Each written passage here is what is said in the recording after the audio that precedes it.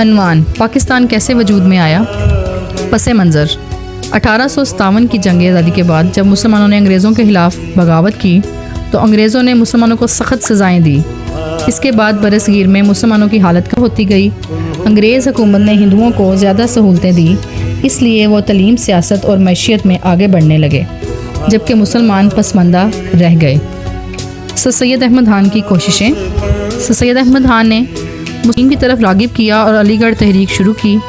انہوں نے مسلمانوں کو جدید تعلیم، سائنس اور انگریزی زبان سکھانے پر زور دیا تاکہ وہ بھی ترقی کر سکیں۔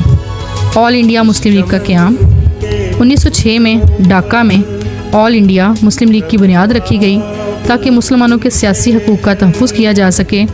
مسلم لیگ کا مقصد تھا کہ برصغیر کے مسلمان اپنی الگ پہچان اور سیاسی نمائندگی حاصل کریں۔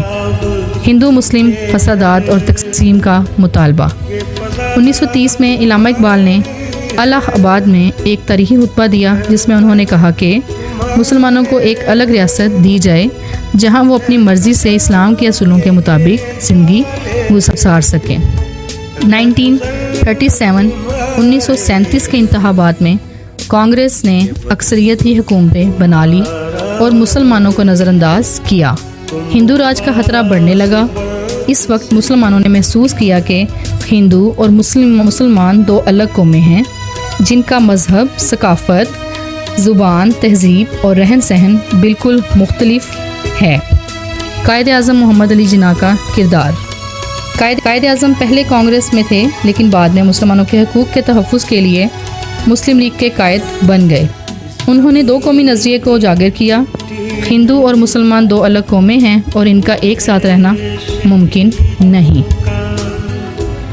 قرارداد پاکستان 23 مارچ 1940 لاہور کے منٹو پارک، موجودہ اقبال پارک میں 23 مارچ 1940 کو ایک عظیم جلسہ ہوا۔ یہاں قرارداد لاہور، جو بعد میں قرارداد پاکستان کہلائی، پیش کی گئی، جس میں کہا گیا کہ برصغیر کے مسلمان ایک الگ قوم ہیں، لہٰذا انہیں ایک علیحدہ ریاست دی جائے۔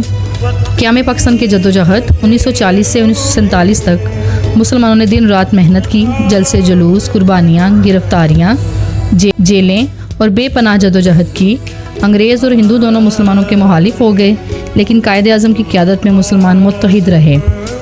ہندو سازشیں اور کانگریس کی چالیں: کانگریس نے آخری وقت تک پاکستان کی مخالفت کی۔ وہ چاہتی کہ پورا ہندوستان ایک ہی ملک رہے لیکن مسلمانوں کا مطالبہ مضبوط تھا۔ انگریزوں نے کئی پلان بنائے، کیبنٹ مشن، ریفرینڈم، تقسیم ہند پلان، لیکن آخرکار 3 جون 1947 کو تقسیم کا فیصلہ کر لیا گیا۔ قیام پاکستان 14 اگست 1947 آخرکار لاکھوں قربانیوں، شہادتوں، مہاجرت اور خون سے لکھی گئی جدوجہد کے بعد 14 اگست 1947 کو پاکستان دنیا کے نقشے پر ایک آزاد اسلامی ریاست کے طور پر وجود میں آیا۔ قائد اعظم نے فرمایا، پاکستان کا مطلب صرف ایک ٹکڑا زمین نہیں بلکہ یہ ایک نظریہ ہے۔ مہاجرین کی قربانیاں: پاکستان بنتے وقت لاکھوں مسلمانوں کو بھارت سے ہجرت کرنا پڑی۔